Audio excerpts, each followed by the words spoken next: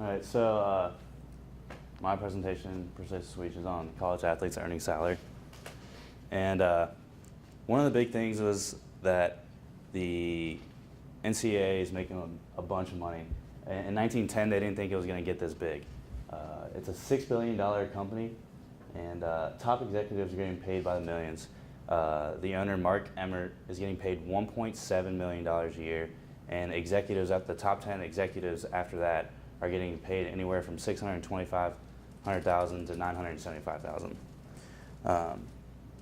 Coaches are also getting multi-million-dollar years over numerous years.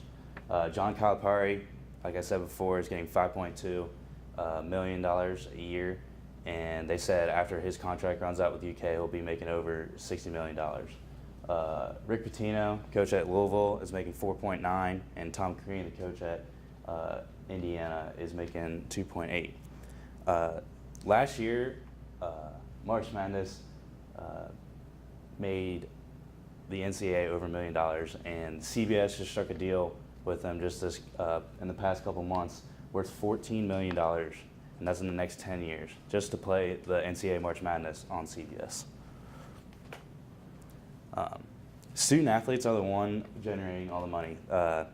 They generate money through ticket sales, media rights, advertising, and anything with a price tag on it. So when you guys go into like the Spirit shop there and buy a jersey with like Louisville number 5, and they don't see any of that money.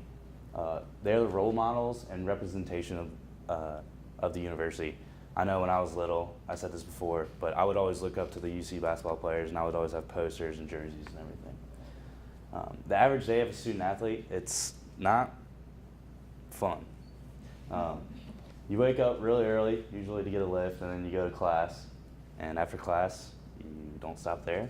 You have practice, and after practice, you have a bunch of homework, and then you go to bed and do it all again.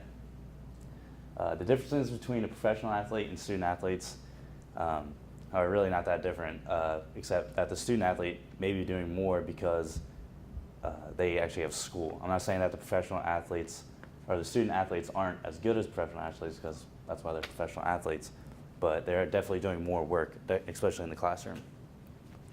So the players are trying to take just a little baby steps. They created the NCPA, which is National College Players Association. Their mission statement is to provide the means for college athletes to voice their concerns and change the NCAA rules.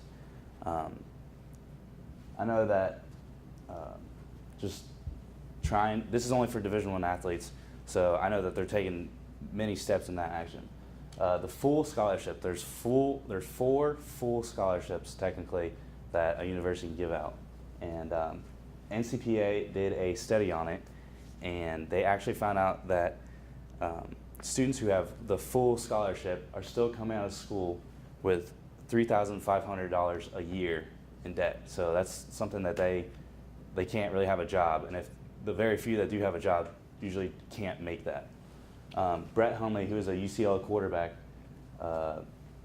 said that they left him $3,300 below the UCLA full cost of attendance in 2012.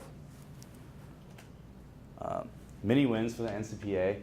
The expansion of types of scholarship money players can receive, so they're trying to get players more money.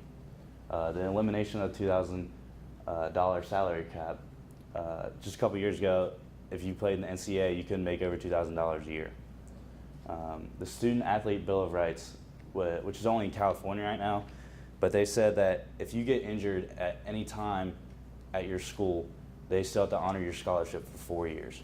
I know that's going into my friend that just got hurt at Ohio. He's getting his scholarship honored for 3 more years. An increase in the NCAA death benefit from $10,000 to $25,000, and new laws that minimize deceptive recruiting practices. I know a bunch of coaches lie, and we've even had some cases that the NCAA coaches have even paid players to come to their school.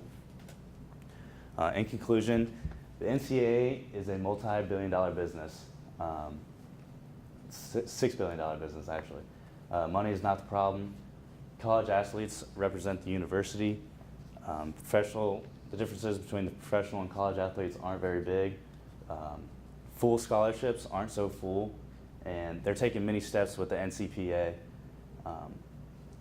I know I was looking through the survey results, and not many of you agreed to get athletes to get paid, but I hope tonight I persuade you a little bit just to give our side of the story.